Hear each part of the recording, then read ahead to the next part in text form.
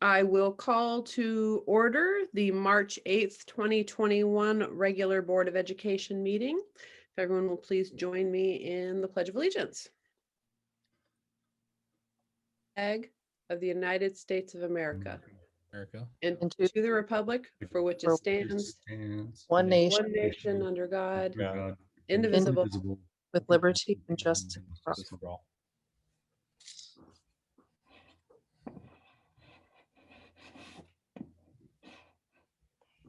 Bird. Present. Oh, Trustee Collins. Here. Trustee Mashad. Here. Trustee Maury. Here. Vice President Paul Varento. Here. And Secretary Wheeler. Here.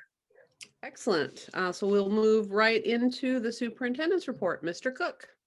Thank you, President Lemmer. Just have a few things this evening. First of all, I'd like to congratulate Shannon Merton, Wilkshire Early Childhood Center developmental kindergarten teacher, who just recently received her national board certification.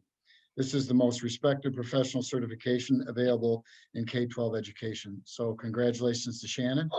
We would normally bring her and her family to the meeting, as we've done in the past with other teachers who have received this, but unfortunately with the Zoom format, we're just going to say congratulations tonight, and then hopefully bring her and her family to a later meeting when we can recognize her in person. So congratulations to Shannon. Next of all, kindergarten roundup online registration began this week, March 1st. A kindergarten roundup drive-through is scheduled for Monday, April 19th from 5:30 to 6:30, where parents will have the opportunity to pick up important information as well as kindergarten educational materials. There is a Zoom parent question and answer session scheduled for April 22nd at 6:30 p.m. and a Zoom link will be emailed to parents of all the registered kindergarten students. And we will most likely also have this Zoom link on our website and part of the publication that I'll be sharing on Friday, which will talk more about kindergarten roundup. And then our equity plan survey went out last week. Thanks to Dr. Flannel for putting this together. As you know, we've talked about the survey beginning the process for us putting together an equity plan. And so we're very excited about getting that survey out. If you've not gotten the link or you did not get the email, please let us know. I will be attaching a link to that survey in my communication on Friday, but please contact our office if you've not gotten it, and we will share that with you in person.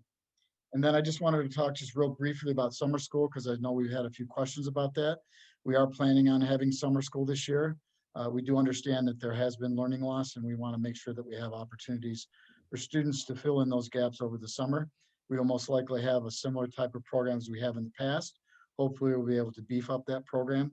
It will most likely be in person as we've had it in the past, but there'll also probably be some online components for secondary students. But we know that we need to have this, and we're in the stage of putting this together. So stay tuned for more information as we put that out on summer school opportunities for students. And that concludes my report. Great. Any questions from board members?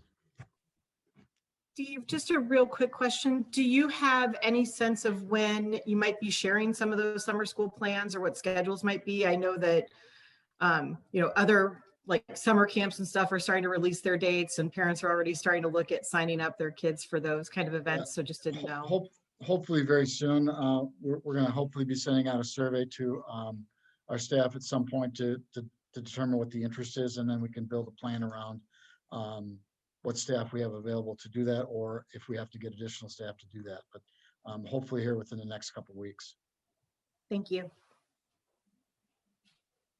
Just not a question, but a comment for the public.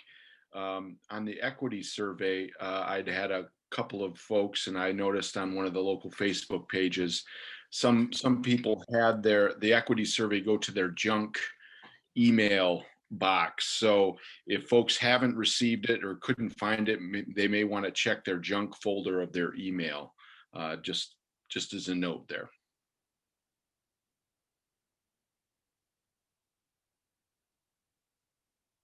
Great point. Thank you. Any other questions or comments regarding the superintendent's report? All right, hearing none, we'll move on to our discussion items. Item number 1, our extended learning plan, monthly reconfirmation. Yeah, so this is similar to what we're required to do on a monthly basis. This really just explains what we're doing for learning at this point. As you know, we've added the hybrid option several weeks ago, so that's now included in our extended learning plan that's been submitted to the state and will be posted on our website. In addition to that, the school attendance data we're also required to share. That is also on our website. That has changed obviously this month because now we have an in-person component. So the attendance data both shares the hybrid in-person attendance data along with the virtual data for the total numbers. So that's new this month. And that's all I have. And both of those are posted on the website if anyone would like to see them.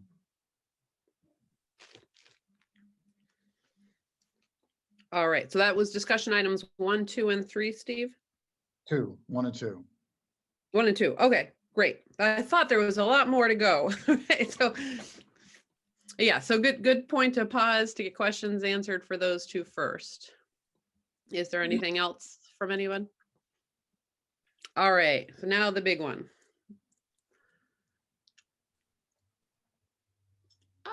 Okay. Okay, so I'm going to share my screen. I just have a short presentation on our return to school plan here. And if you have questions along the way, as always in the past, please feel free to stop me. So I wanted to start out real quickly and talk about the district survey. As you all know, we sent out a survey to our parents to find out if in fact we were going to add more in-person learning, where parents would be in terms of currently being in person or virtual, and would there be any changes possible? As you know, we've basically been pretty firm in terms of that learning choice, sticking with that learning choice for the whole year when we made that choice before, but we have allowed some folks to change. We did that when we did hybrid, and if in fact we go back to a full or more of an in-person than we are currently having, we want to offer that option. So we wanted to get that data so we could begin to plan for that. So currently, we had about 1,840 responses, and those are per student responses. That's not family. In the past, when we had the data, it's usually by family, but every time you had to fill out for an additional student, it was a new response. So this essentially is 1,839 student responses or parent responses about their students. 1,081 of the blue and gold and 758 of the Viking, which represents about 72% participation in total of all the numbers in our district.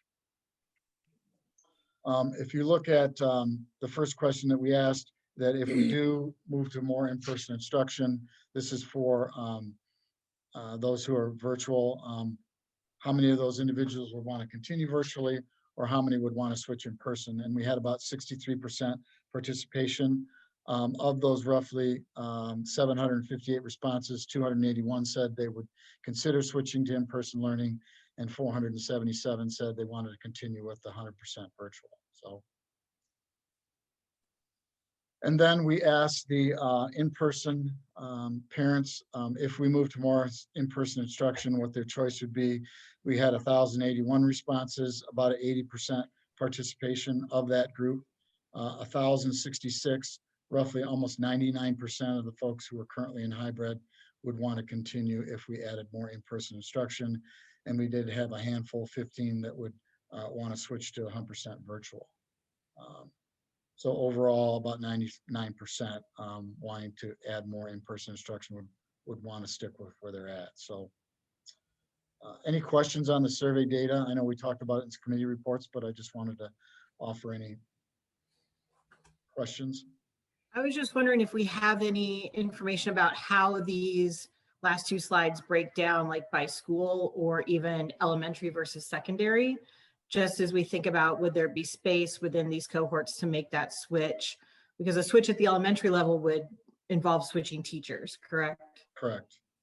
So it's pretty much equal across the board. I mean, we had about as many as elementary participation as we did secondary. So it was pretty balanced across the board.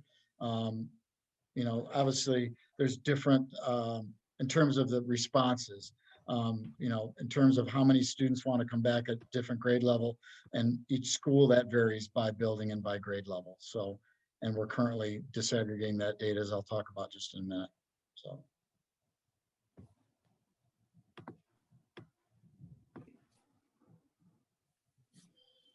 So where do we go from the district survey next steps? So as I mentioned, we're disaggregating the survey data. We've done that to see how many move requests can be accommodated by building, grade level, and classroom.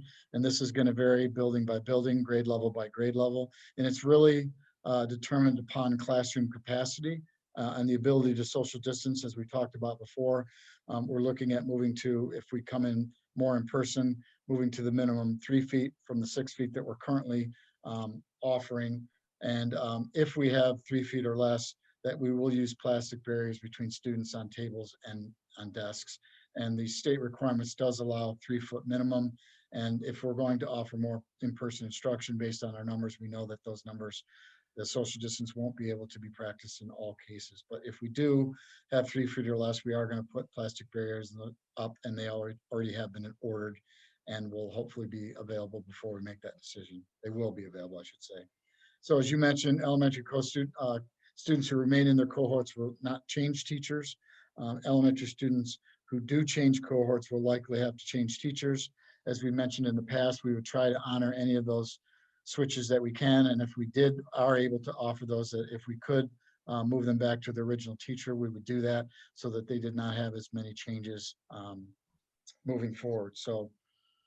And secondary students at this point would not change teachers, even if they changed cohorts, whether they go virtual or in person or vice versa. So, Steve, what's the timeline when we would know how many of those move requests can be completed? we actually pretty much have that data. We're meeting tomorrow's administrative team to go over those numbers and how we're going to prioritize how we may begin to offer those openings. We already have wait lists at certain grade levels from hybrid. When we went to hybrid, we had students that wanted to move back, and based on the social distancing 6 foot before, we were not able to honor all of those requests. So we do have a current waiting list, and then from there, we will disaggregate the data and determine, you know, how many spots we'll have available. Hopefully that will be just in the next few days. Most of the data is there. The people who didn't respond to the survey, we don't know, but we do have the data of the people that did respond to the survey. And that's what the one question I had, Steve, with the 20% of our families who didn't respond, how are we following up with them, or what communication is happening? Well, at this point, it looks like that the requests that we have now will be more than what we're able to offer. So if those parents have not responded, I would just encourage them to reach out to the buildings to make sure that if they want to make a change, that they are doing that. We have not gone back and called every single family, mostly because, like I say, the requests are outweighing right now, even with the survey data, what we're going to be able to offer in terms of changes. So for the most part, those students will stay in the cohorts that they're currently in. Correct. Steve, how many do we have on the waiting list? I don't have that number by building. There's a handful at each of the buildings, each of the elementary buildings. I don't believe there's any waiting list at the secondary.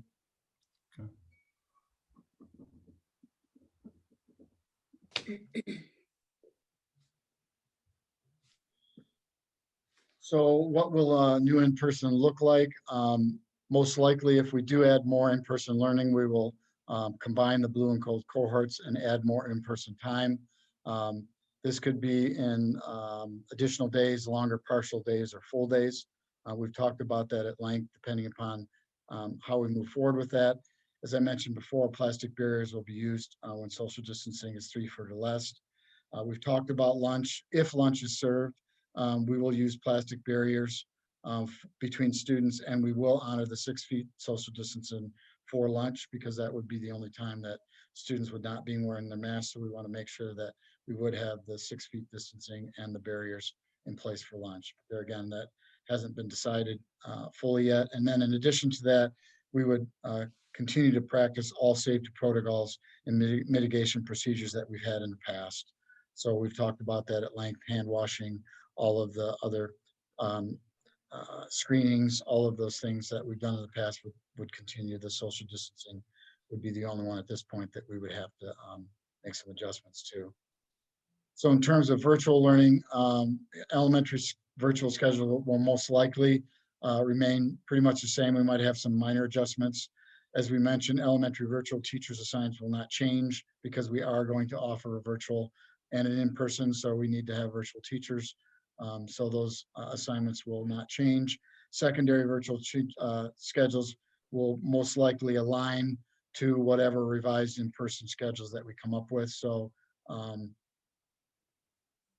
then secondary students, as we've talked about along, will remain with their current teachers moving forward. And then curbside meal service will be continued to be offered regardless if we offer lunch or not. We're still required to offer that service to any of our students that want to receive that curbside meal service. As I mentioned, even if we have lunch, so we'll have to work through that. Return to school plan next steps. Our administrative and teacher teams have been collaborating to establish the schedules. We've had very positive conversations. I think we've made a lot of ground. The goal is to reach an agreement with the HEA this week. And if we are able to do that, we are planning on getting a special board meeting on March 15th so we can approve those schedules and what that would look like moving forward. The cohort changes would be finalized and parents would be notified. We get all our busing schedules in order. We're pretty close there. And then if we do lunch, we would put together our food service menus, which we're already working on, and our protocols for lunch and guidelines for curbside food distribution. Those things are pretty much in place, but we still have a little work to do there. And then obviously we'll have to get all our classrooms set up with the plastic barriers, move the furniture around to make sure that we have enough furniture to accommodate the class sizes moving forward with the number of students that we would allow in each classroom. As I mentioned, that's going to vary by building and by grade level because not all the classrooms are the same size, not all the furniture is the same. So we want to make sure that we can maintain that 3 feet distance, social distancing where possible. So we don't have a set number for each grade level, but we're going to obviously go building by building and grade level by grade level and make that determination. So we're hopeful that we can reach an agreement. As I mentioned, we're meeting with HEA tomorrow. We hope to be able to get that wrapped up this week. And as I mentioned, have a special board meeting to actually hopefully approve and share what that's going to look like if the agreement is reached. So that's pretty much in a nutshell what I have this evening. I'd be happy to answer any questions moving forward.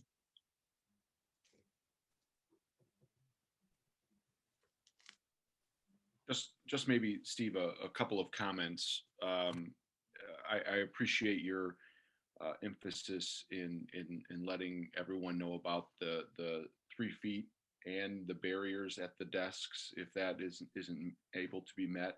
The barriers in the lunchroom as well. I appreciate that. And also I appreciate in your last slide, you know, I think I've mentioned this before, but I think it bears you know, mentioning again because we continue to get outreach from the community, but talking about how in fact we can't just flip a switch and change from plan to plan. You know, there's transportation plans that need to be made, plans for food service, plans for, you know, switching teachers if that's the case. So I appreciate you going through that again. So those are my comments. Can you give a quick update on where we are with our teacher vaccinations? Has everybody been able to get, and all of our staff, have they been able, who wanted them, to get their second vaccinations? I believe we're through all this. There may be just a handful. As I mentioned before, I think I said by the 19th that we believe that we would have everybody vaccinated. Unfortunately, we're still getting a few popping up here and there, but most of our staff, probably 99% of our staff, will be fully vaccinated by March 19th, as I mentioned at the prior board meeting. said the barriers have been ordered, but they're not in yet, that we would Yeah, need in they're- our classrooms. Yeah, they're, my understanding is I think they're gonna be coming in next week or the week after, but I'd have to check with Jim, but they have been ordered and they should be in time before we come back. But as part of what I'm trying to figure out is then, and I know, there's still a lot in the air and finalizing schedules and the transportation schedules. But if we were to meet next Monday, do you have a sense of how quickly you would then want to have students like put these new schedules into place? I have not, the board has been pretty clear in their committee meetings what, where they're at in terms of, before spring break. I'm hoping that we can make that happen. The transportation lunch stuff, I think that's pretty much in order. It's just making sure that if there's any major changes to the schedules, that we'd have to make some adjustment there. But I think most of the other things are all in place. It's just really, as I mentioned, getting those schedules in place and then obviously getting those approved and then communicating those with parents so they have enough time to, to change their schedules in terms of daycare and the things that they need to do to adjust to a change. I'm hoping we can make it happen as quickly as possible.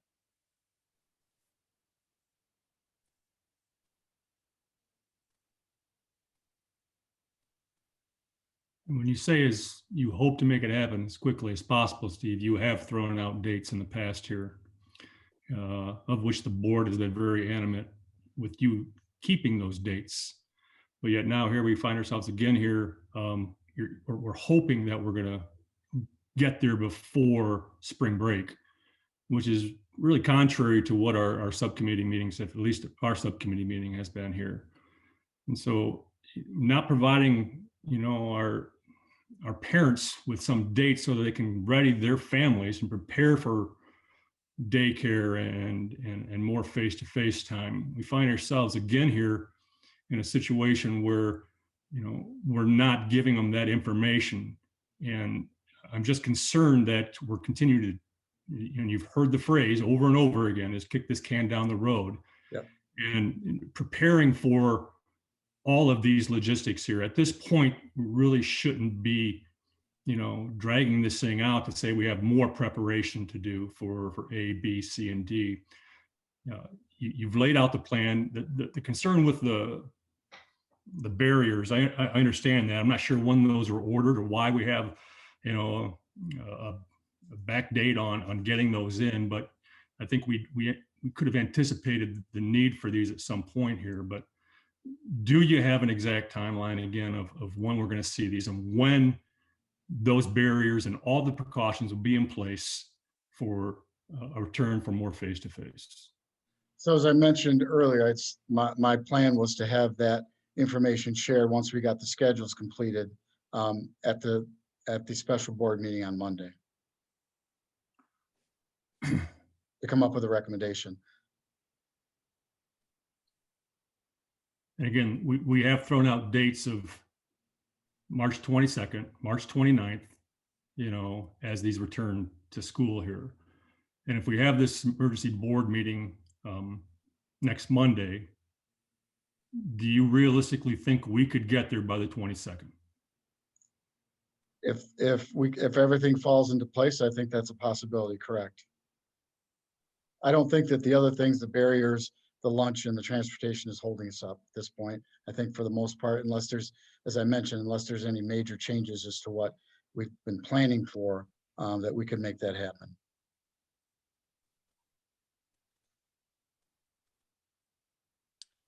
I think I'm a little, this is Tracy. I think I'm a little concerned about not having that timeline at this point. If we push back to March 15th for the special meeting with plans, and we don't know if we're doing full day, an extended partial day, or say even half days, I'm trying to figure out how parents are going to plan for that.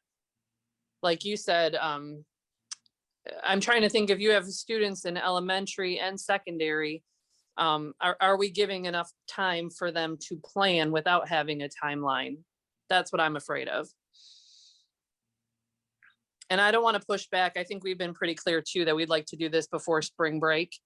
And I don't want to put us in a situation where we're doing what Greg said and kicking the can again and saying, well, we can't get it all done, so we'll have to wait, and then we'll have to wait, and we'll have to wait. So I think, I guess my feeling is we have waited a really long time, and as soon as possible, I would like to see it happen. So if you can, I'm not quite sure if it's an actual question or just a comment there.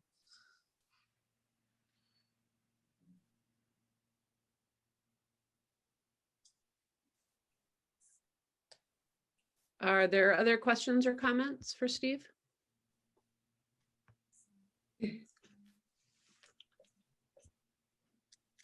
You're meeting with the administrators tomorrow to discuss the cohorts Correct. and what those possible changes might be, and with wait lists at the elementary school. I think that, and I'm glad you guys are meeting. I think going along with what Tracy and Greg said, if we don't make a decision until Monday about what the schedules are going to look like, and we're trying to offer those to students, and then we try to turn around to have students back in the classroom in a week or two, 2 weeks, if we made a decision or we said something tonight of we're aiming towards dates, at least that gives families some time to try to figure out what their plans are, and get their kids ready for it. And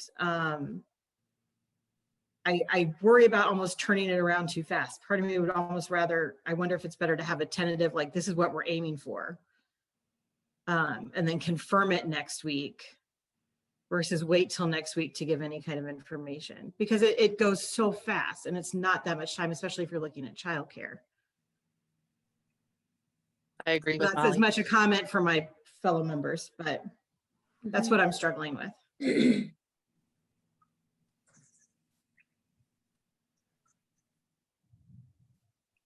I don't see a problem with having a goal date. I understand that.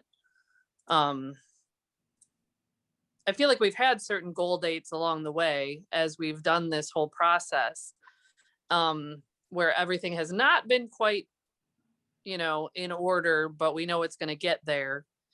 And I kind of agree with Molly. I definitely agree with Molly that if we could put something at least in place tonight for a goal date, because I think at our last meeting, we said we would not go back before March 19th.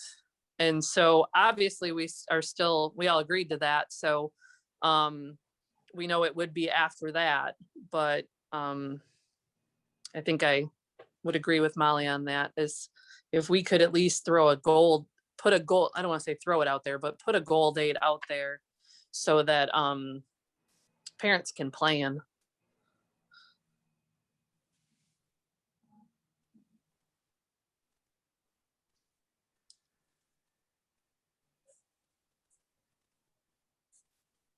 Well, in terms of who is setting that goal, are we as a board going to make our preferences known on the record this evening, and then it's up to staff and administration to get us there?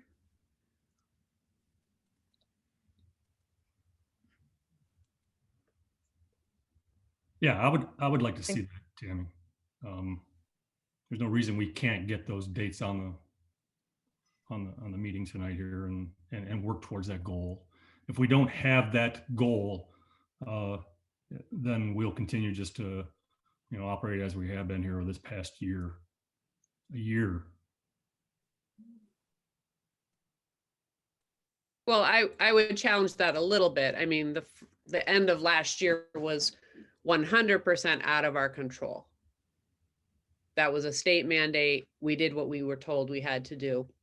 And I think as compared to other districts, we were farther ahead of the game because we had some of that technology support and training, et cetera. But I recognize this school year is different. This school year has been on us. The decisions we've made from August forward are on us.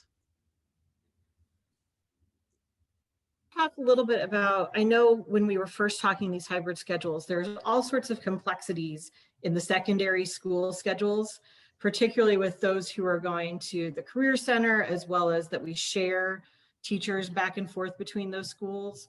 I guess, can you talk a little bit about some of those complexities? It always felt like the elementary school schedules were always so much easier to figure out, and the secondary ones were just more complicated to kind of sort out and get everything kind of covered so that all of our students had opportunities.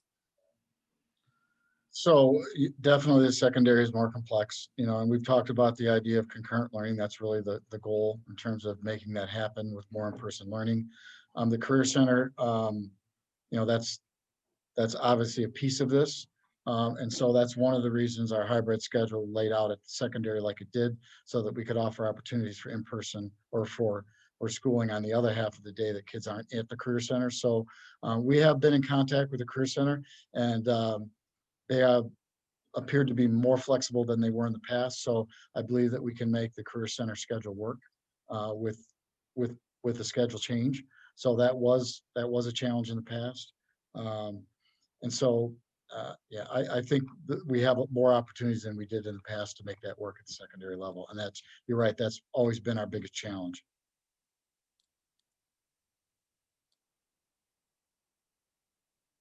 So would it be helpful in the future if we, I mean, to go to this hybrid plan, we staggered the start dates because elementary has always seemed easier. Would it make sense to stagger start dates again? Your opinion, Steve? That's always a possibility. You know, we've talked as an administrative team that about doing that before, but you know, depending upon when we actually set that date, you know, I don't want to push things out more than where the board wants to be moving forward. So, you know, I think we could do it at the same time. Obviously, it would be easier to transition, but you know, I think we could make both work.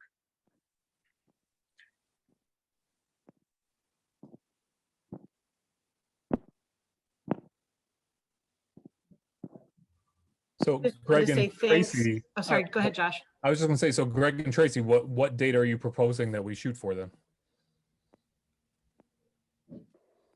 Well, I guess that's why I was asking, they're staggering. I mean, if we go with like what Molly's saying and we come up with a framework, we've kind of been functioning on a 2-week thing, turnaround time to give people time to plan. So I guess if we did it a staggered, you could say elementary on the 22nd and secondary on the 29th, or if we wait until Monday, and that's when the plans are and everything, then everybody could come back at the same time on the 29th as well. That is a possibility. And the main reason why I ask is I want to make sure if we are shooting for a date that is a realistic date that we can make sure we hit, so we don't have to push it back once again. Right. The uncertainty there. I know that's happened with some of our decisions. It's happened with other school districts' decisions. Oh, this is the date something's happening. Oh no, it's not.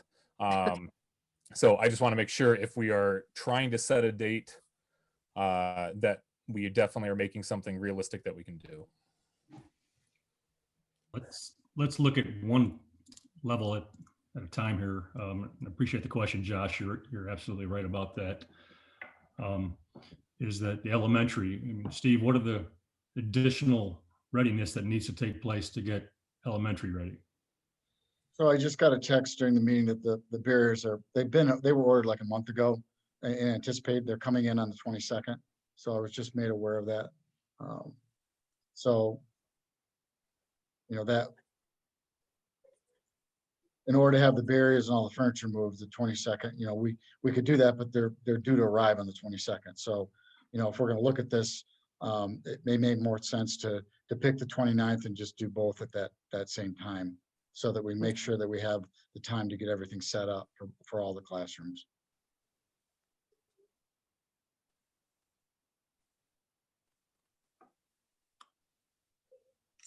And that makes sense to me, just so you know, because I do want everything to be in place and everyone to be as safe as possible, obviously.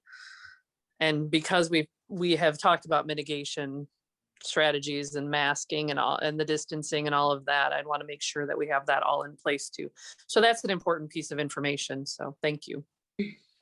Agreed. If we're trying to hit certain requirements and mitigation levels, then yeah, I want to make sure that we're hitting that from the start and not something that we're trying to phase in afterwards. And Steve, should we anticipate that installation of the barriers feasibly can be done within a week's time? I just don't know about that. I believe so. I believe so. Okay. I'm sorry, are they freestanding barriers like they would just set on the desk, or do they need to Correct. be, They're okay. freestanding barriers. okay, they Oh, don't, okay. So they're Maybe not like bolted in or anything. Okay. No, they're similar to the ones we're currently using right now for special ed and other classrooms for small group instruction. You know, and perhaps that 29th target date, considering, you know, I don't think a staggering situation would be as necessary this time, being that we're already kind of in the, you know, in the mode. But keeping in mind that that is a 4-day week, right? Before spring break. Am I right about that calendar? Correct. yes. Yeah.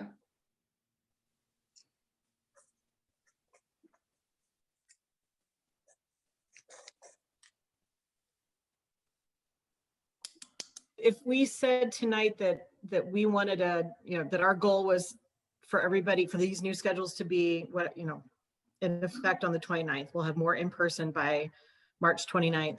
Do you see any barriers? Like if our supplies will be there, transportation schedules are in pretty good shape. We're pretty good in preparation for whether it's lunch or meal distribution, however that looks. Is there anything that you really would be concerned about in being able to meet that deadline? Other than getting the schedules in place. Okay.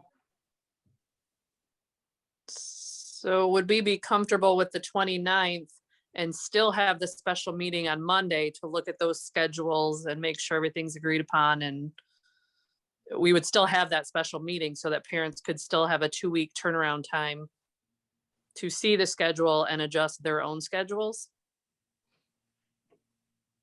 I So would we would- support that. Okay, Yeah. we would still need that meeting. Mhm. Have you talked about, are there any changes that we're foreseeing with the Kids Connection schedule as well? Or do we know what that's going to look like? We don't at this point, no. Okay.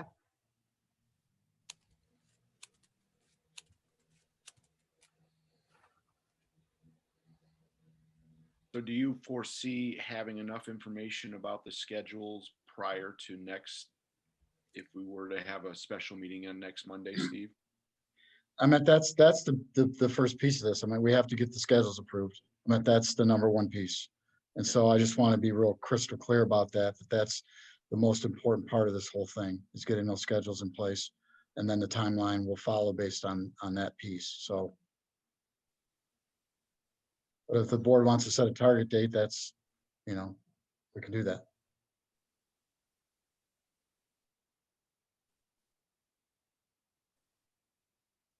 So I was seeing lots of nods during that conversation. What is the will of the group?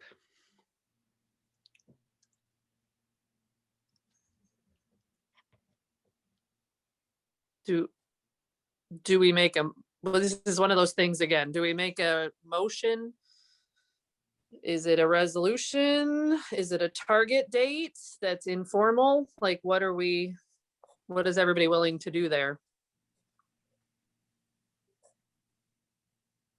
Trying to think of what that wording would be. Yeah, I would say if there's any way we could keep it more informal until we make a motion at our next scheduled board meeting, our special board meeting on Monday, the 15th. I mean, the minutes will Does that clearly make sense? reflect that this conversation happened and that there was a vocalized preference to start on the 29th. Okay. So we could leave it at that, or we could put more weight behind it by sort of charging the administration with that set goal. And whether it's a motion or a resolution, it's semantics. Mhm. Well, I think we need to make it more formal. Cami, I understand what you're saying there. But we can recommit to it next Monday night as well here. Once Sure. we get the schedules in place there and agreed to. So I think it's important for our community and for our parents and the students and even the teachers to be focusing on a date at this time. So Right. if we can figure out a motion that's just Molly, and I agree with you. We have to get creative here on our wording, but I think we can get Yeah, it and done. I feel comfortable with that, especially since we have a special board meeting scheduled. So I just don't know how we go about it.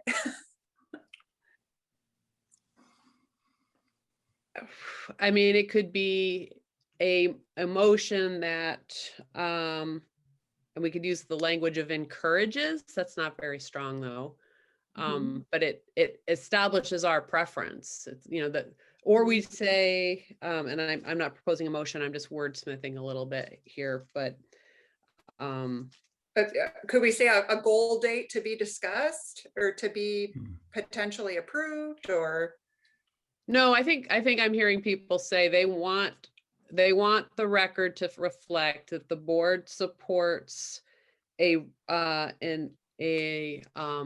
what are we even approving? Expanded in-person learning options. Not options, but expanded in-person learning time. Learning time, okay. Mhm. To begin by, what did we say that was, the 29th? Mhm.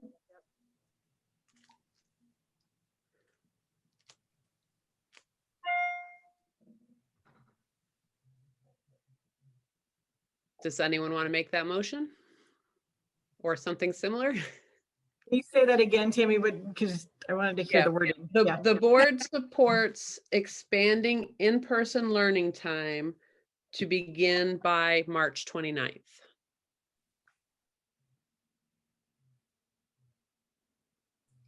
I move we support in-person learning time beginning March 29th, 2021. An increase to in-person learning time. Increased in-person learning time. I'm sorry, yes. Yep, nope, just wanted to clarify. So we have a motion. Do we have a second? I will second. Is there any need for further discussion? Or shall I move to a vote? It's not financial, so do we just want to do a all in favor say aye? Sure. Aye. Aye. Aye. I'm seeing and hearing ayes from everybody. Just to confirm, there's no nays. Motion carries 7-0. All right, thanks for working through all of that. Steve, do you have any questions for us based on that? So what, can you read the motion again? Was this target date or was this is a no The sooner board than? supports increasing in-person learning time to begin no later than 3/29, March 29th. Okay.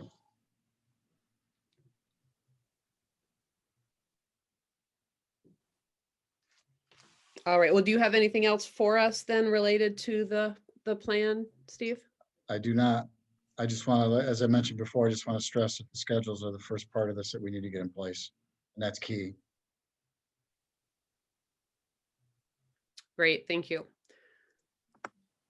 All right, well, the next thing on our agenda is correspondence and comments from the public. Secretary Wheeler, can you share with us who we've heard from since our last meeting? Yes. We heard from Jerry Gardner regarding the survey for returning to hybrid and additional face-to-face time in the classroom. We received an email from Yingjin Zhao regarding Meridian Township recreational marijuana permits and locations. Kelly Upton reached out regarding additional questions around COVID-19 and the health department and conversations with Linda Vale. Kristen Kilday emailed us regarding COVID-19 exposures. Jessica Mathiak sent a letter on behalf of concerned Hazlet Public School parents. And we heard from Matthew Washburn regarding full in-person school, and Jen Thompson regarding a full in-person school setting. Great, thank you. And for the record, I think there were some emails that came in today. I have been at work all day. My colleagues know I've been munching because I walked in the door about 15 minutes before the meeting got started. So not everybody has received a response back to their messages if they came in today, but we will be sure to follow up. And hopefully some of your some of your questions will be answered this evening. So for folks who are familiar with our process, and I see some of them already are, we use the raise hand function, the raised hand function in Zoom to get yourself in the queue. You will be recognized in order and you'll be unmuted by Mr. Casson, our technology director. We will ask you to please identify yourself, full first and last name, because we understand screen names don't always match who you are, who is speaking. For anybody who is on the phone with us this evening, and I'm scanning and it doesn't actually look like we have anybody, but as always, we do have the email function if anyone needs to communicate to us and can't get online with us this evening. You can email to webmaster@hazlet.k12.mi.us. But we will jump into the comments, and the first name I see is Amy Webster, but I don't think it's Amy. So it looks like you're unmuted. Go right ahead and introduce yourself, sir. Hi, my name's Brian Webster. Hazlet parent of 2 elementary students, a 2nd grader and a 4th grader at Raleigh. I've spoke here before. I wanted to say, first of all, I appreciated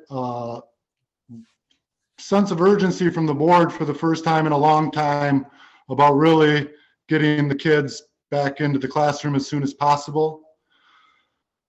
I understand the complexities of going back to school intimately well. In fact, my wife is an administrator in a neighboring district here.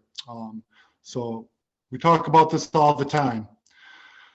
I really don't understand what has taken us 7 weeks to move from our hybrid plan to offering something more. We're at 10 hours a week of instruction right now. We saw the survey results of that survey, which, was a little bit lacking, to be honest, but, 98.5% of people that were going to school want more school. Another 39% of the people who weren't attending in person at all would like the opportunity to come back and have some more in-person education. So a couple things struck me. One is, Mr. Cook was expressing the difficulty in making a schedule. It isn't that hard to make a schedule as long as you're willing to force people into a position that they might not want to be at. And my personal opinion is moving teachers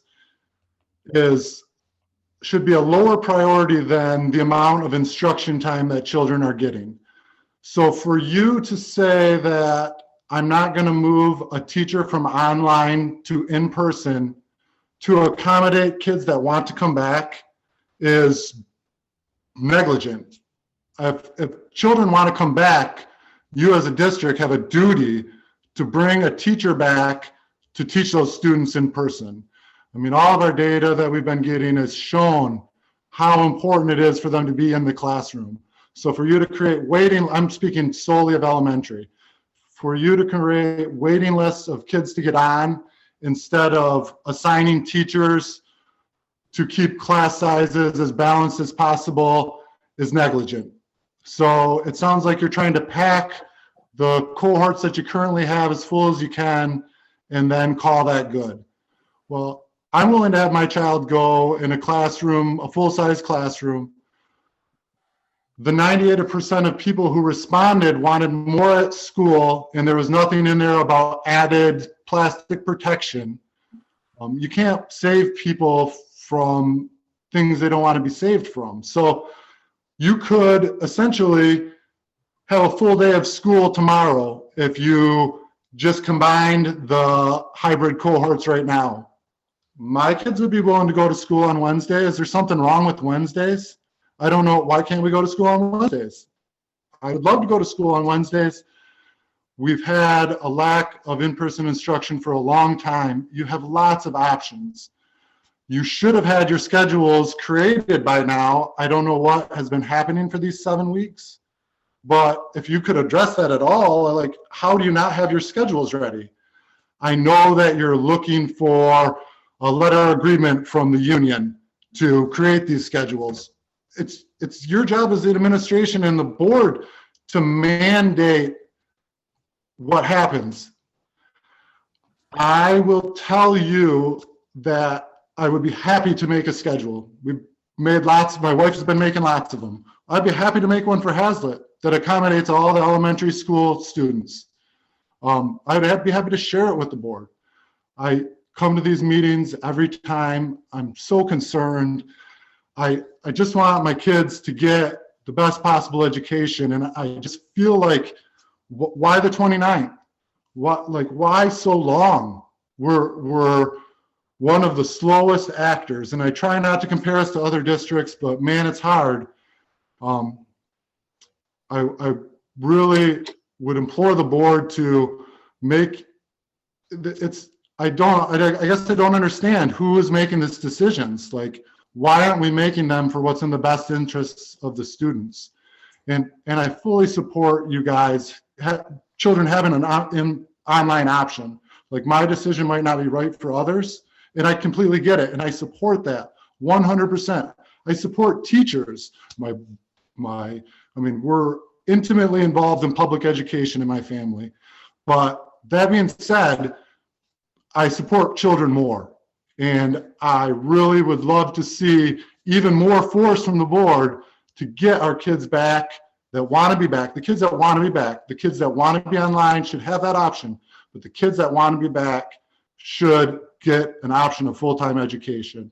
And lastly, before the school of choice deadline closes, I think this board has a duty to the parents to say for certain that you're going to offer full-time school option next year. After the summer, I think you have a duty to tell the parents if you're not going to have that as an option, because we have a right to know before the school choice window closes. So thank you, sir. We're at thank you. That's it. Thank you. I appreciate it. Thank you, sir. Next up, Corinne, if I am pronouncing that right, if you could introduce yourself, please. Sure, thank you. Corinne Warzinski. I have a child at Ralia Elementary School. I appreciated the presentation that Steve Cook gave before this open board comment time. I'm really concerned, and I want to encourage the district leaders and the school board members to strive for more clarity and transparency on communications and future plans. I've been really frustrated, and other parents have been really frustrated. And I was one of the 20% who did not respond to the survey because of the vagueness of the survey. And I want to give 3 specific examples of this lack of clarity that I've seen time and time again over the last few months. The recent survey was very generalized. The information that was provided in the PowerPoint about teacher changes, the plastic barriers, that needed to be in the survey that was sent out on February 19th. I did not respond to that survey because I didn't know what I was responding to. All throughout the presentation today, we talked about that on March 29th, we might have a longer in-person time. Well, what does that mean for the elementary students? Is it just lunch and recess? Are you going to have art? Is music or STEAM? because all those enhancement classes that are so important for developing a well-rounded student, they're all asynchronous now. But if I'm not getting those types of classes in person, I don't see a value to sending my student back right now. So those are two examples that you need to provide more information to parents up front so we can make an informed decision. I couldn't make an informed decision by the last survey and by the information that was shared on the survey. I have two other examples I want to share very quickly about just this lack of clear communication. In January, the elementary schools had 2 additional days off. When I talked to administrators about when they knew about those 2 days off, they knew before Christmas, but they didn't tell us about those 2 extra days off until January. So, you know, if you know this type of changes to the schedule, we need to inform families sooner. My last and final example is people were very frustrated by the quality of teaching in the spring semester, and I know we were trying our best. In August, I asked, how are teachers being trained? What have they been doing over the summer?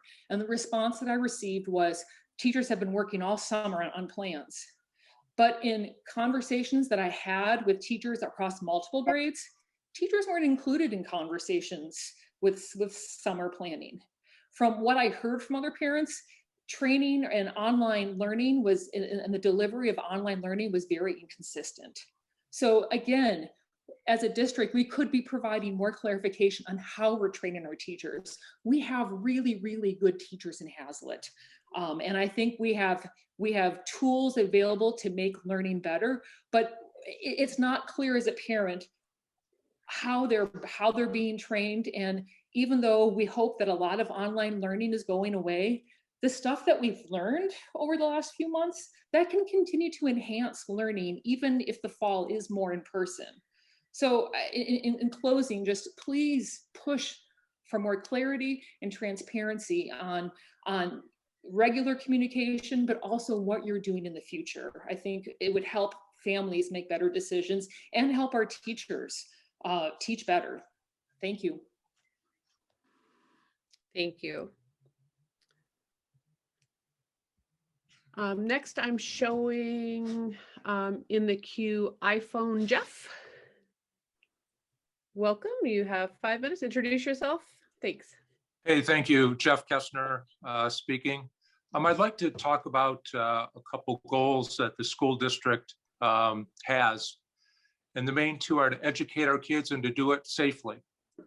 On the topic of safety, I want to quote the CDC director who said a few months ago, actually many months ago, quote, the negative effects of distance learning outstrip transmission risks from in-school learning.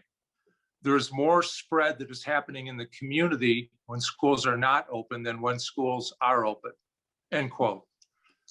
The Michigan Department of Health and Human Services Director Robert Gordon says in January, quote, in-person instruction is critical for the current and future well-being of our children, especially young learners and students who are disadvantaged. We encourage schools to open ASAP with proven protection for students and staff, end quote. Governor Whitmer, January 8th, the value of in-person learning is immeasurable. I strongly encourage districts to provide as much face-to-face learning as possible. Schools have a low risk of transmission, end quote. Here's a few quotes from the evening news last week. A young child commented, quote, we are fighting for our right to go back to school because science says it is safe and our administrators will not let us, end quote. A parent commented, we cannot take 1 more minute of Zoom when they are not learning, they are hating school, they are depressed, dejected, their grades are falling, they are regressing, it's disgusting, end quote. Kids are depressed, dejected, and regressing, and people who have been paying attention should have known this or have known this for a long time, and they have known it's been happening. Last week, Johns Hopkins discussed the findings of a new study by Fair Health, and this is what they found.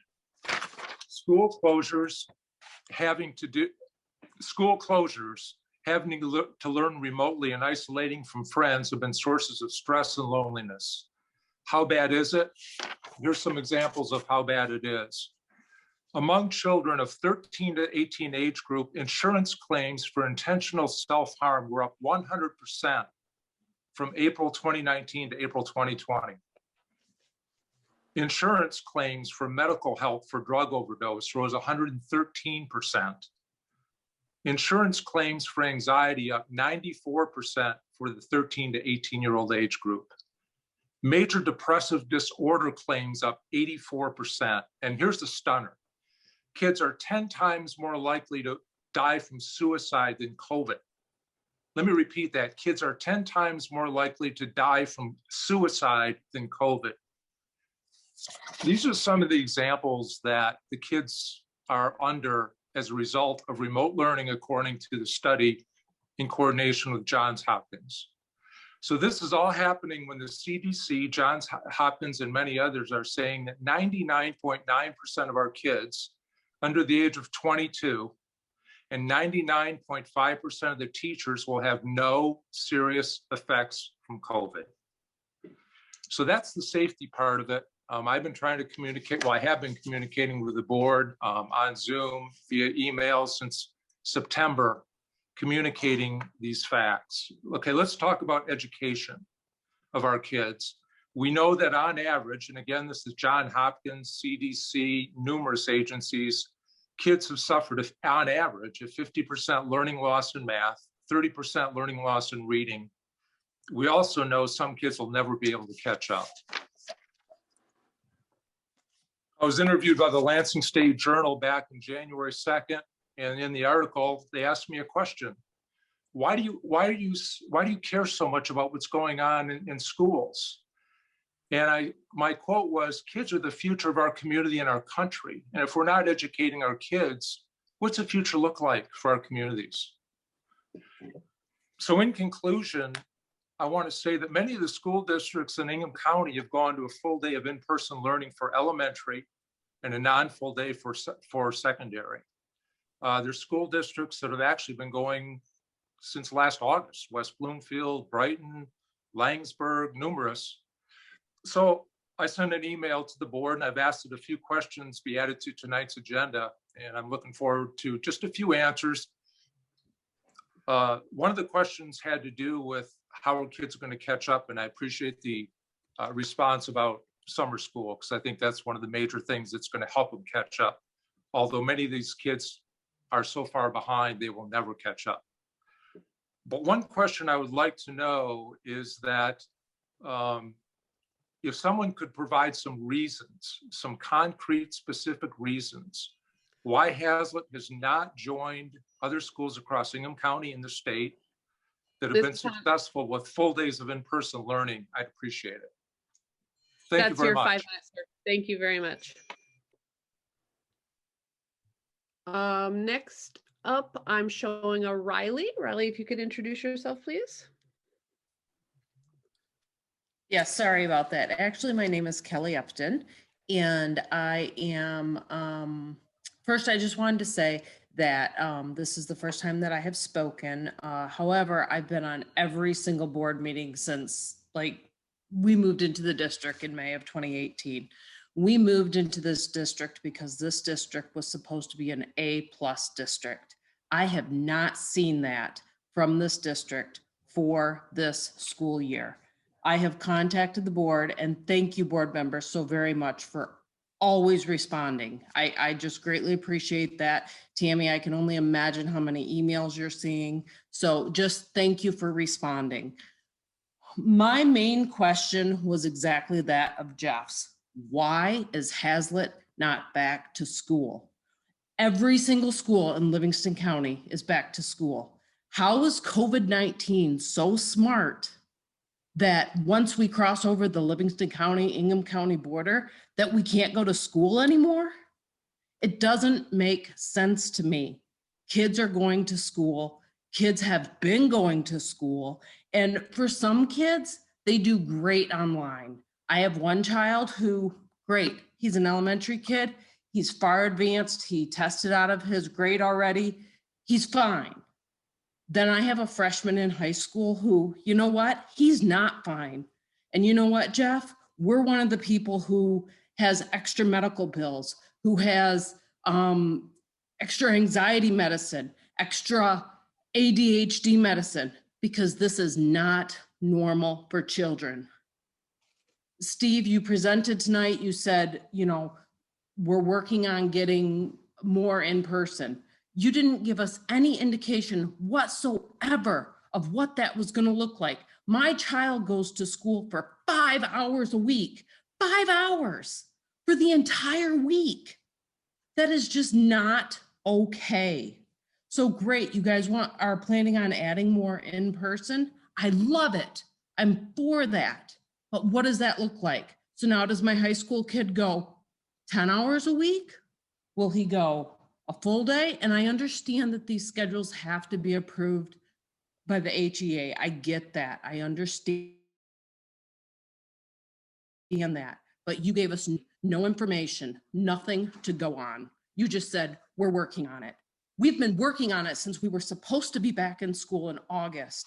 And Mr. Webster, I have to agree with you that we need 100% clarity about next school year. We need to know if I'm going to stick in Hazlitt, if I made the right move in May of 2018, and if we're going to stick my kids in Hazlitt for the next school year.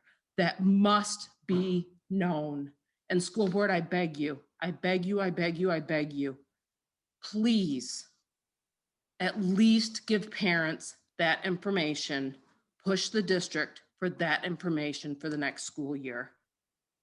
Again, thank you for all you do, but I am not looking at an A+ school district right now, and it saddens me. I know you can hear in my voice. It saddens me, and it's very, very upsetting. And I just hope and pray that my high schooler will be able to catch up and that he'll be okay. Thank you for your time. Thank you very much for your comments. Let's see. Looks like, yes, Chip Taunt is next. And you are Good unmuted. evening. Can you hear me? We can hear you. All right. So you all know that by the way, it's Charles Taunt, and you all know that I've advocated for essentially full-time face-to-face school since August. I worked with Mr. Cook. I wrote the board. I attended meetings. I created parent groups, and the speakers before me eloquently summarized pretty much all of my thoughts. But I'm gonna raise one here for you guys. Okay. Why can't we go back to school on Tuesday the 23rd? In a week, in a normal year where we had like Monday off for MLK Day, we can go back to school on Tuesday and go to school Tuesday, Wednesday, Thursday, and Friday. And then the week before spring break, we can go to school Monday, Tuesday, Wednesday, and Thursday. What's so crazy about that? So if the plastic barriers aren't in, whoever didn't order them and get them in before now is quite honestly negligent. And I would like to know who it was who didn't order them and why. But I'll help you out. If you guys get the barriers in by 5 p.m. on the 22nd, and you give me 4 days of notice, I will put a volunteer parent group together to come to all the schools and build the barriers until 6 a.m. if we have to get all the kids in school on the 23rd. Why do we got to burn 4 days of in-school time for the kids? Because we don't have barriers in until Monday at 5 p.m. delivered by FedEx or whoever. We can build them all at night. I personally will create a volunteer list and group, a Google spreadsheet, and get volunteers in all the buildings. You don't have to do a bit of work, and I guarantee you that no one will leave until every barrier is assembled, if it's midnight or 1 a.m. on the 22nd. I've also heard about lunch, concerns about lunch. It's warm enough now, the kids can put on coats and go outside and eat lunch.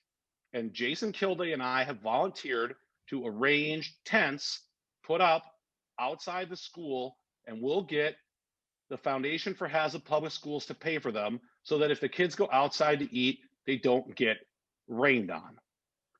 Now, we have volunteers volunteering to give their time and their money to get the kids back to school. It's called problem solving. It's not that hard. So there's my offers for you. Get the kids back to school on the 23rd. Any day short of that, in my mind, is totally unacceptable. Get the barriers built, by midnight on the 22nd and figure out lunch. Go back to school like DeWitt, full time, 5 days a week. The excuses have been rampant now for like 8 months.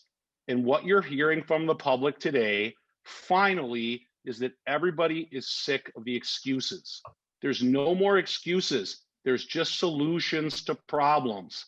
We can do this. We should have done it a long time ago. But my offer stands. You all have my email and my cell phone number. Just hit me up. We'll build the barriers by the morning of the 23rd, and we can get outside tents to figure out lunch. I stand by that. I know we have the resources to do it.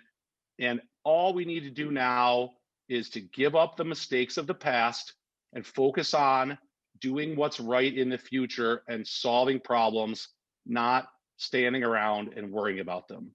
I thank you all for your work. I think we all agree Hazlet Public Schools could have done better over the past 12 months, but it's time to move forward and be the best that we can be and solve problems instead of standing around thinking about them. Have a good night. Thank you very much. Next, I'm showing a screen name of Jenna Mack. You are, let's see, you're still muted, I think. Now you are unmuted. Welcome to our board meeting. Yes, my name is Jenna McClendon. And I have 2 students in the Hazlet district. We could clearly all agree that this school year has been a tough one. I think that we like to talk a lot about right and wrong answers, but goodness gracious, we're in a pandemic and none of us have ever done this before. So I think the efforts of everyone have been pretty great considering the circumstances. I would like to thank the board and the administration for continuing to give parents and families a choice for the ways we feel best to continue with education for our students, whether that's a hybrid system or a virtual system. I did appreciate hearing tonight the emphasis on the best mitigation efforts that we can possibly get, even if we can't have that 6 feet, the 3 feet and the barriers and waiting till the barriers come in. And that's fantastic because we all know that, kids can't get this vaccine yet. And it's fantastic that the teachers have their vaccines, but a lot of community members don't and a lot of families don't. So I appreciate that we're doing all that we can to stop the community spread within the school system. I guess I'm having a little bit of a concern with the talk about maybe how we force people to do things. And I, for one, wanted to voice my appreciation for what I heard tonight in Mr. Cook's presentation about keeping children with their teachers, if at all possible, especially if they remain in their cohorts. That's fantastic. One of my children has had now 3 teachers this year, and I have a disabled student that really would fall apart, I think, if she could not stay with her teacher. So that to me was a great comfort tonight, and I really appreciated having that aspect. That continuity and the relationships these kids build with their teachers are just so, so important. And I really appreciate that being emphasized as much as possible. And I'm also really pleased that the administration is working with the union. Unions are incredibly important to protect the teachers because they are human beings who deserve these protections. I do speak as a child of retired public school teachers. I saw the benefit of what unions do for teachers and their families. And it is extremely important that, those meetings take place and those are taken into consideration. I think the conversations with the unions are paramount, and I truly appreciate that those are happening. I'd also like to say, we talk a lot about kind of the mental health of students and their families and everybody, and gosh darn, we're living during a pandemic. So like none of this is normal, and we like to talk about normal, but we just don't get that right now. And I think that the things that we're working on doing otherwise for our mental health, we're building resiliency, and we're figuring out ways to do things and problem solve. And there's value in that too. And, you know, it's showing the inequities that have always existed in the system to the people that haven't necessarily experienced them firsthand. And that might sound harsh, but certainly within the education system, at Hazlitt included, there have always been these inequities for minority groups, especially, and like it's not anything new to those families. They're continuing to experience them and will probably do so afterwards unless major changes are made. So I would just, you know, I think there's a lesson here for all of us to learn that, you know, these feelings that we're having and how passionate we're all getting for our children and for our community, we could continue that after this pandemic is over for the people in our community that are routinely underserved and routinely face inequities simply by the nature of our school system. And I think that if we could take that away from this whole experience of this last school year, that would be pretty amazing. Thank you for your time. Thank you very much. Ooh, right on the money. Oh, okay. I was about to say we don't have anybody else, but I've got Jen Thompson in the queue. So if we can get Jen unmuted, looks like you are good to go. Welcome. Hi, everyone. I know I've spoken before. The board and Mr. Cook are well-versed in who I am, but I am a current parent of 2 high school students and 1 graduate of Hazlitt High School, and a very proud community member of Hazlitt. Like many have stated, we moved here for the school district, have not felt the A+ presence ourselves as well. Just kind of taking some notes from tonight's meeting and some of the comments. So thankful for those that have come out and spoken for a return to more in-person learning. You guys all hit the nail on the head. I appreciate it. And I really hope that our administration and board are listening. I'm so glad to hear that there are meetings that are taking place between our teachers, the union reps, our admin. However, I just don't feel like those meetings are enough. We haven't even come to an approved upon plan. Again, that plan should have been agreed upon long ago. We should now be working on onboarding and implementing those plans. Regarding the lunch and bus schedules that I hear some of the board members continue to mention as hurdles, that continued flip the switch comment is quite aggravating. You know, we've been waiting for this plan for months. We've had enough time to build new houses with, you know, installed motion sensor lights where we don't even need to flip a switch. So again, I hear plastic barriers. What's the purpose of plastic shielding since our kids are masked, teachers are vaccinated, our student athletes are playing sports, sweating and touching one another with masks, sometimes not fully on? I'm just not really sure if everybody is aware of everything that's being put out there. I know one gentleman spoke, gave some really good quotes. I believe the CDC published something today, maybe it was, that masks are now not even required for vaccinated teachers in indoor spaces, but we have to have plastic shields as a barrier, no pun intended, to bringing more in-person learning and play. I also heard that there was $139,000 already spent on PPE. Was that part of that $139,000?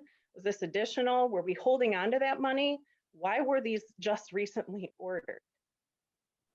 Tammy mentioned we were ahead of other districts last spring due to our tech and training, yet here we are. the last in our area to have a plan. We're still figuring it out. This is concerning, guys. Again, I'd like to thank those of you who are pushing for an actual learning, in-person, additional instruction by setting some goal dates. This urgency is long overdue. I'm very thankful that we are moving forward. With that said, I've heard Steve mention we cannot move forward until schedules are approved. So I would like to plead with our HEA teacher union to help make this happen. Make it happen soon. I would also, before the end of our meeting tonight, ask that the board revise their previously approved motion for March 29th target date to March 23rd per Dr. Taunt's recommendation. Thank you for your time. Thank you for joining us. I'm not seeing anyone in the queue. Mr. Casson, have you received any emails? No, we haven't received any. Okay, I will then close our comments and public correspondence section of the agenda, and we will move on to board reports. And as requested, I have finance and facilities listed first. Thank you, President Lemmer. You caught me a little bit by surprise. Used to repeating what Molly says. So thank you. We met last Wednesday, the 3rd, the Finance and Facilities Committee did. We discussed the responsive return to school update that Steve talked about this evening.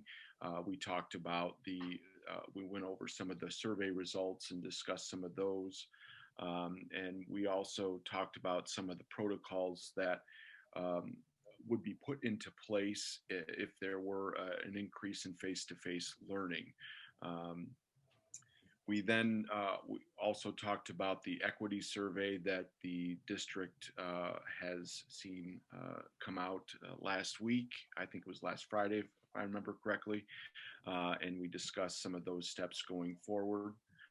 And that's, I think that's about it for our Finance and Facilities Committee. All right. Any questions or additions? All right. If not, we'll move on to policy and personnel. Thank you.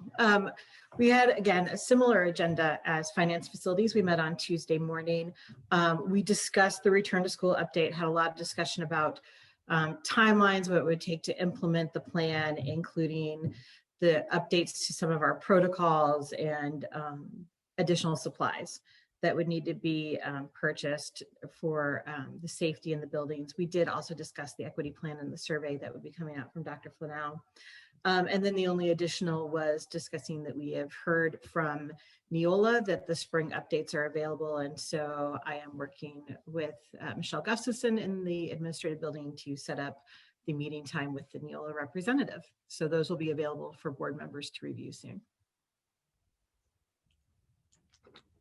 Great, thank you very much. Any questions for Molly? All right, Hazlet Voices for Change. Steve, would you like to give us an update? Yeah, so I did have a chance to reach out with Vangai Matatu and Jackie Duckett over the weekend with regard to the survey, shared them our publication, what we put out on Friday and the link to the survey.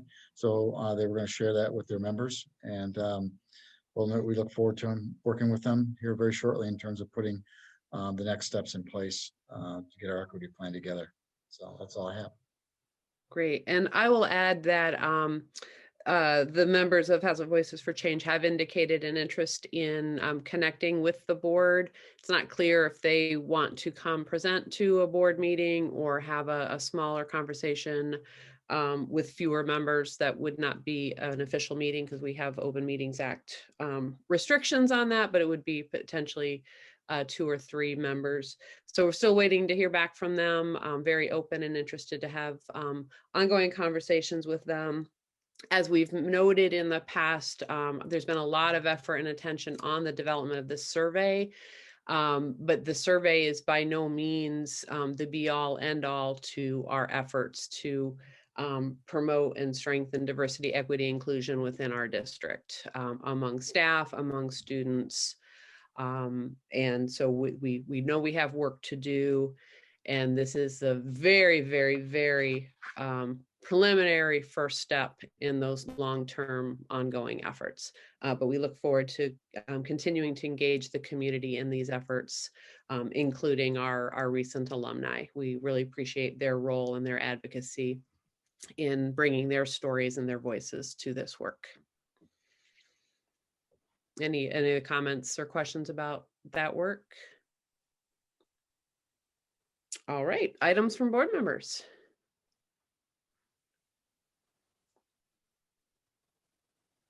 So I just wanted to say, I know we've thanked the leadership of the Ingham County Health Department at different times during this pandemic, in particular, their availability to Mr. Cook and also all the work they did with the ISD to prioritize the vaccination of our teachers. As somebody mentioned today, the CDC recommendations are that if you've been vaccinated and somebody else in a room has also been vaccinated, you don't need to wear masks, which is a nice kind of step forward. It shows the data indicates the success of the vaccines, although of course, none of our kids are eligible to be vaccinated yet. So it's important to make sure those protocols are still in place in our buildings. But I also wanted to thank the health department most recently for making their medical director available to answer all sorts of health questions from the HEA as we discuss these schedules and talking about the precautions in place. So again, thank you, Mr. Cook, for continuing to work with the health department so we can pull on their expertise.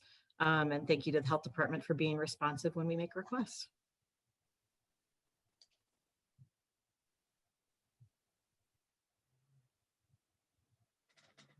Other comments?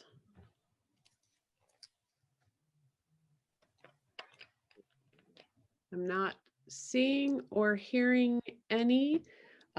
One thing that I will bring forth, and I appreciate all the comments that we received. Certainly the the email flow has been pretty constant this school year.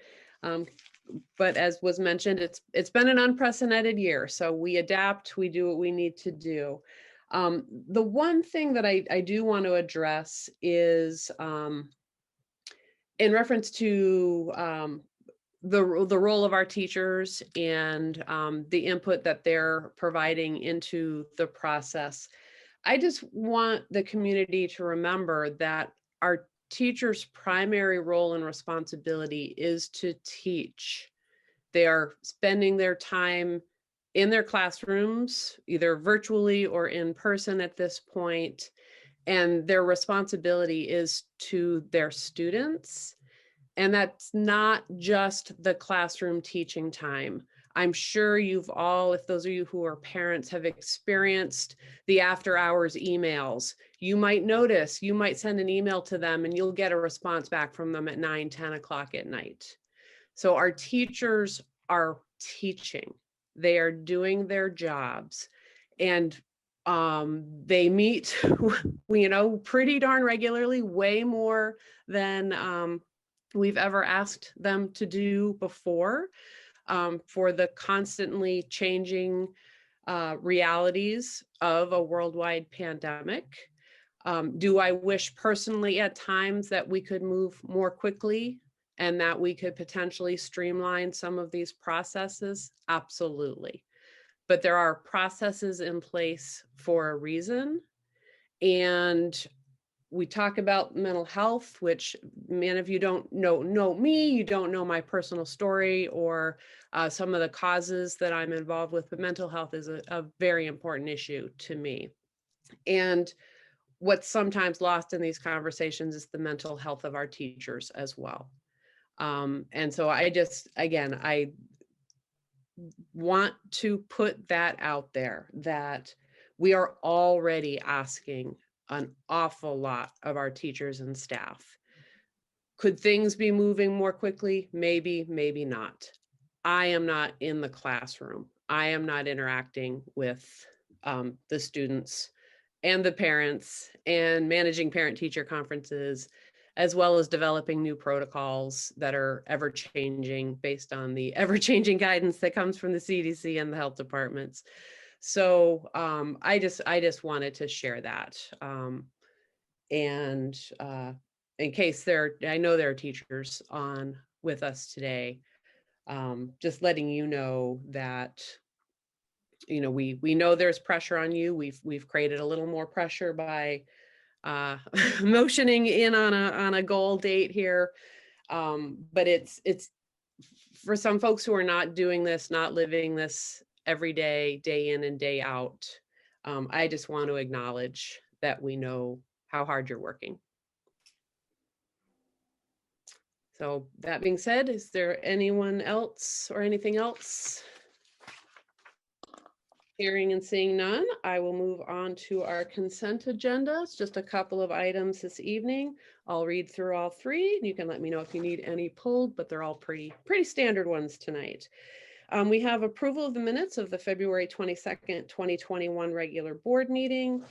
We have approval of the minutes of the March 2nd Policy and Personnel Committee meeting and approval of minutes from the March 3rd Finance and Facilities Committee meeting. Any reason to have any of those pulled for clarification or discussion? If not, could I have a motion, please? I move approval of the items under the consent agenda. A second. Motion Bird, second Maury. I'll get you next time, Molly. All in favor of the consent agenda, please say aye. Aye. Any opposed? I saw all hands and ayes, so that's 7-0 on the consent agenda. Thank you. So we'll now move into announcements. We have our next Finance and Facilities Committee meeting scheduled for March 10th at 9 a.m.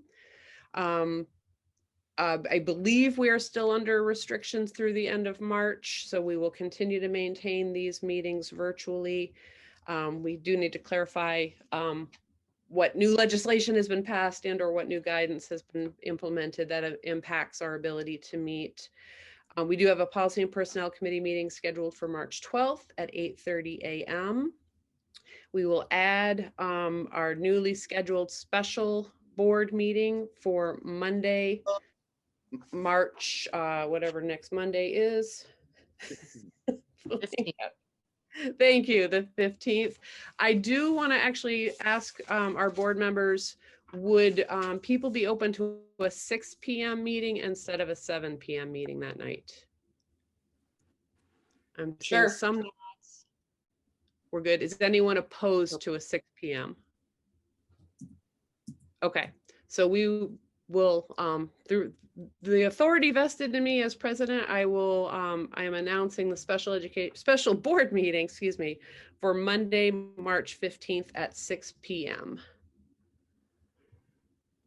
And then finally, the next regularly scheduled Board of Education meeting will remain at the same time, which is March 22nd at 7 p.m. All of those will continue to be offered via Zoom. So that is the end of our agenda for this evening.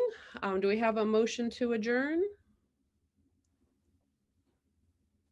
We got Molly for the motion. There you go. And a second, I didn't hear.